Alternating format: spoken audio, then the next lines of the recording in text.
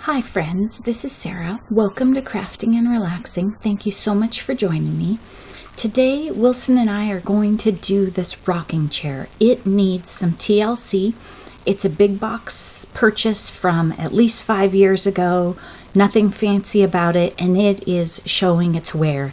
Has some cracks in the actual wood and also the paint's coming off.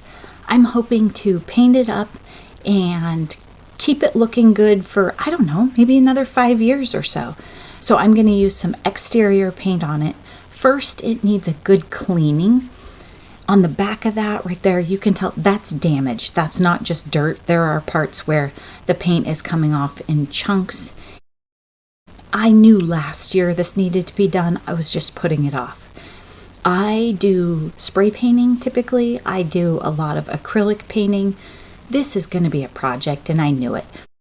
I am cleaning it with microfiber cloths, really putting in some muscle. If you wanted to do an immaculate job, I'll talk about ways to do that later, but I'm just trying to get this job done, and I don't want to wait for dry time, so I'm not using any moisture at all.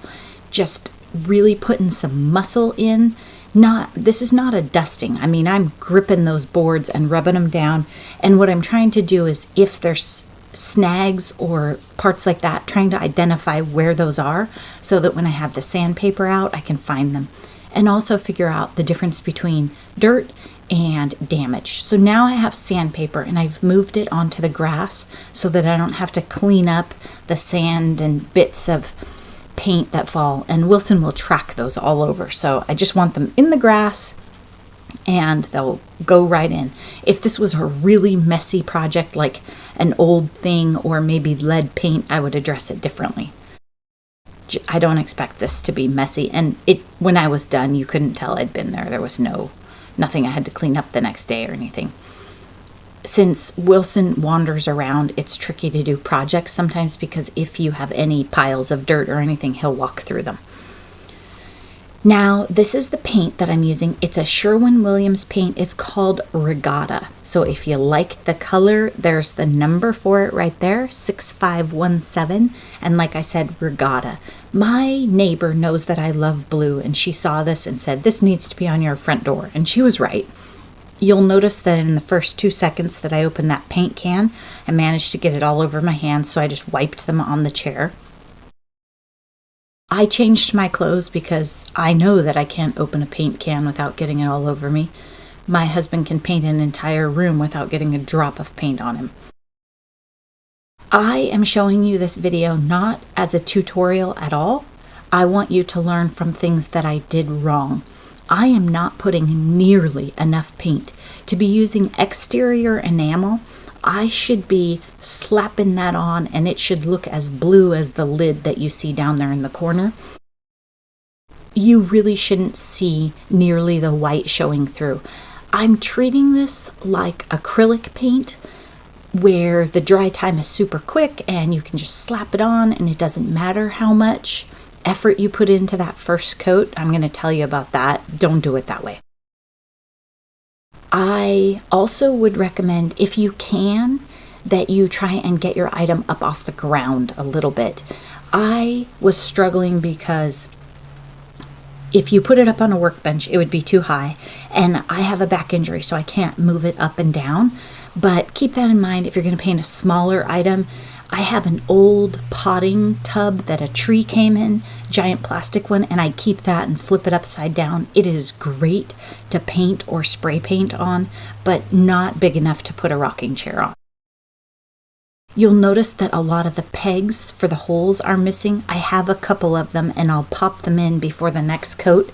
And I'm less worried about this side of the rocking chair and more worried about the other side. In the end of the video, you'll see it on my porch, and it goes sort of against a wall on that side. And I have lost so many of those little pegs that I'm not worried about it. I probably have some around, but that side won't show. It won't matter. Also, think about the sequence before you start painting. I should have painted the inside of the rungs and the underneath before I painted the outside of them, because it's really hard to get your arms in there without turning them into a blue mess. And you'll notice that I am not painting the handles to the chair, the armrests, because I'm using those to shuffle the chair around and secure it while I try and paint. And that was a conscious decision not to paint those in the beginning. I've made that mistake before where I paint the part of an item that I need to hang on to. And if you don't want to hear me talk, that's fine. Just turn down your volume, put some music on. Now, this brush I have a sentimental attachment to. It was my grandma's. It is not in good shape. It is definitely not fancy, not the best brush for this project. That's okay too. Whatever you have to work with. When I start a project like this, I typically just look and see, what do I have left over? What tools do I have? My goal is to use the least amount of stuff. And also, one of my main reasons for painting this chair is because I want to keep it out of a landfill. It is not going to hold up if I don't get it sealed up. And that's why I used exterior paint on it. It doesn't actually get rained on, but it does sit out in moisture all year long, and I live in Oregon. Houston, we have a problem. Now I'm reading the directions on the can. Do that at the beginning. I did not realize that exterior enamel paint had a 4-hour recoat time because I usually use spray paint or acrylic. So Sunday afternoon, I painted this. I will be out of daylight by the time I can paint it again. So that was a bummer. I had to wait. Then I'm about to make another bad decision. I'm getting the paint goops off and checking it and wiping it down to do again. It is my lunch hour, so I've changed into my paint clothes during my lunch hour thinking, well, I think it took me about an hour the first time. The second time is going to be way faster, so I'm just going to whip this out and it won't be any problem. No, I should not have done that. To make up for the fact that I did a bad job on the first coat and didn't put it on thick enough, I have a tendency to not use enough paint, so learn from me on that. I should have waited until after work and done this in the evening when I didn't have an end time that I had to be, ready and back online for.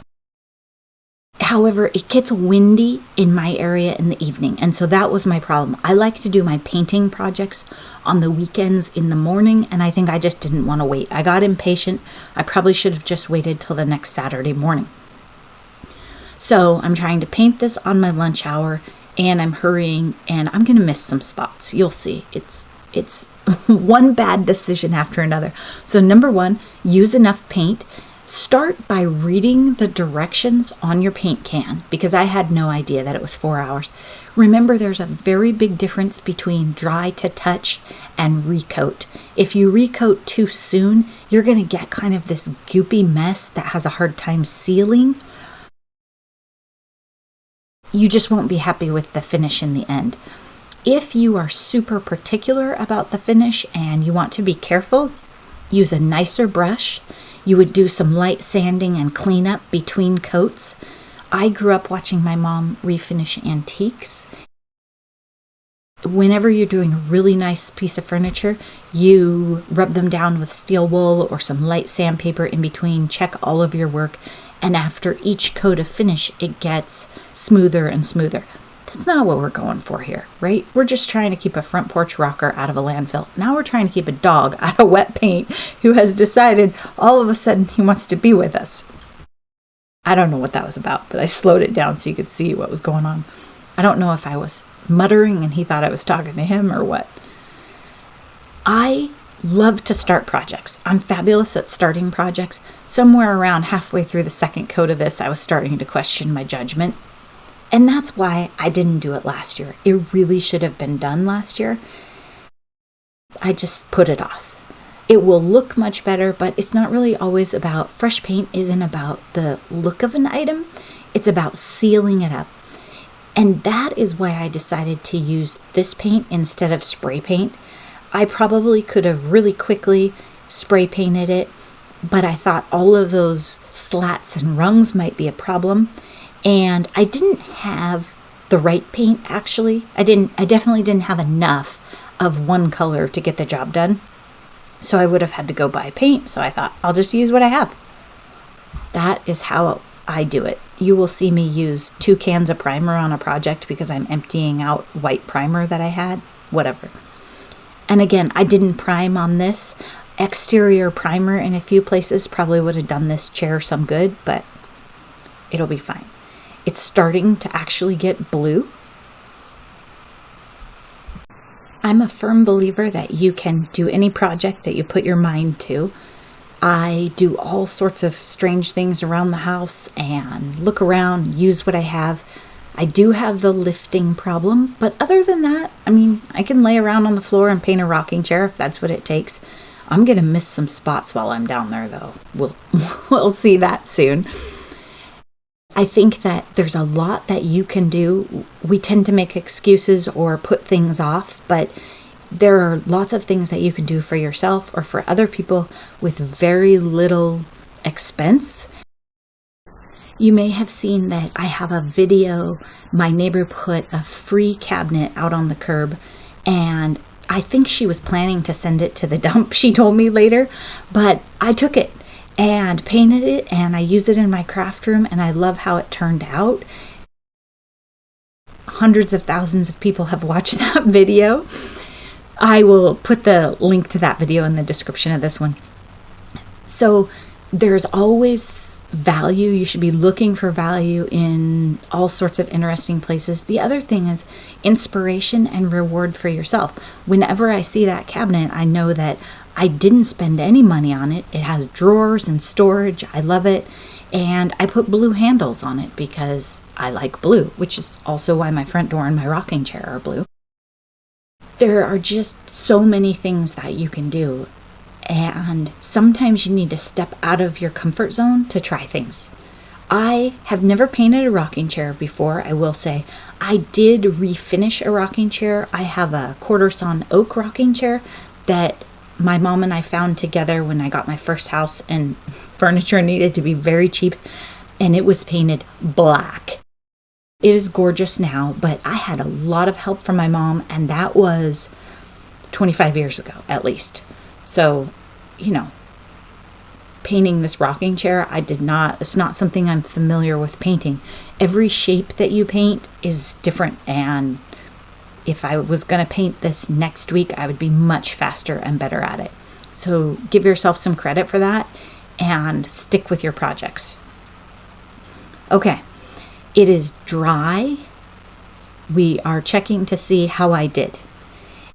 One of the things that I definitely recommend in a situation like this, especially where you didn't have a good first coat, is when you come back to your project, before you put your brush in the paint, look all around. By looking at this, we can see this chair is super dusty. We've had crazy wind, and I've missed a lot of spots. So the first thing I need to do is get some microfiber cloths or some cheesecloth or some clean rags and dust this whole thing. Then I moved the cardboard and I swept underneath it, because you don't want a bunch of dust under your project either, and dirt, because as I sit on that cardboard or move around, it's going to puff all that dirt up into my wet paint. And later in your coats, you have to be even more careful. Maybe your first coat, there can be a bit of a breeze that day, but your final coat, you need to be really careful. See all that dirt that's on the cardboard? Just really look around. It's good to check out your project before you get your brush in the paint and before you wash your brush. That's the mistake I kept making. Look at this. How did I miss this whole entire section on the second round? I should have done a good check before I went to wash my brush, and then we wouldn't be in this situation. Who knows? Maybe we wouldn't have even needed a third coat. I've got a white spot right there. Terrible. I share this video with you so you can learn from my mistakes and enjoy them. As we moved around the side of the chair, which would be the right side if you were sitting in it, would be your right arm, you can see that I have the wood pegs in the holes. They were on the kitchen counter, and I brought them out and put them in after the first coat, which was great because I had filled that hole with paint. So I think they'll stay in much better. So I popped them in, and then that way they were in the chair when I came and did my second coat. Otherwise, I would have forgotten them. I knew they'd still be on the kitchen counter bright white when I was done. Just hitting that base. And on this coat, I'm really, really trying to be careful to pay attention to the areas that I saw troubles. Look at how hard it is to tell. The lighter spots are the wet paint. So when I paint a section, it looks more like the ones that I had missed, except that it's uneven. So you really have to, in your later coats, you have to pay close attention to working in an orderly fashion and making sure you're not missing spots, because you might not be able to tell. It's the same on a wall. If you're painting a wall and it's your second coat, it's probably going to look very similar. I am going to paint things in a slightly different order this time because I'm trying to make sure I get the problem spots first and I don't run out of steam, right? I'm really trying to slap that paint on and a lot of paint as quick as I can. And then you'll notice I'm going to do the arms differently this time because I've done them twice in what I thought was a very careful manner and missed spots. If you paint the same place twice carefully, you know that you need to change your technique. If it's not working, change how you're doing it. Don't go back and paint it the exact same way and expect it to turn out better. It might not just be that you don't have enough paint on your brush. I'm getting that bottom one finally so we don't have that problem. Look at the back of that vertical. There's white on it and it's a mess too. I really missed that side of the chair. I think I took the whole it'll be next to a wall a little bit too far. I do want it to be blue. I told Mr. Crafting and Relaxing partway through this that this chair might just have a distressed look when I was done. Okay, looking better. Now doing a final check before we wash the brush. There's still white on that leg. You could see Wilson in the background enjoying the sun. He monitors absolutely everything that goes on in our backyard. Okay, underneath, you can see that I left white on the bottom of that chair. That might bite me because it sits up a little from the sidewalk, but friends, if you want to walk down the sidewalk and tell me I didn't do a great job, that's fair. So on those arms, I'm going to start with the edges this time. I had been doing the top first to make sure it was a nice sleek coat and I didn't get any globs or anything. This time I'm going to do the edges. I probably should have been doing that the whole time. And I was super careful when I did them. I got lots of paint on them. I'm crawling around, checking every last bit. It's a little bit tricky to tell a white spot from a wet spot that's reflecting light. Just really, really trying to check so that we don't have to do this again. And then you can see, look, there's white right there. After all that, you can't check too many times on something like this that has all these different angles. I did a table with spray paint that was like a metal, a top circle and bottom circle, and then twisted metal in the middle. That one was the same way. Every single angle showed something different. I'm going to show you what it looks like on the porch. It's dry and been carried to the front porch. I'm going to put clean paper underneath it so that I can tell if the rockers have any blue and are going to get it on my porch before I take the paper away. Thanks for watching. Bye-bye.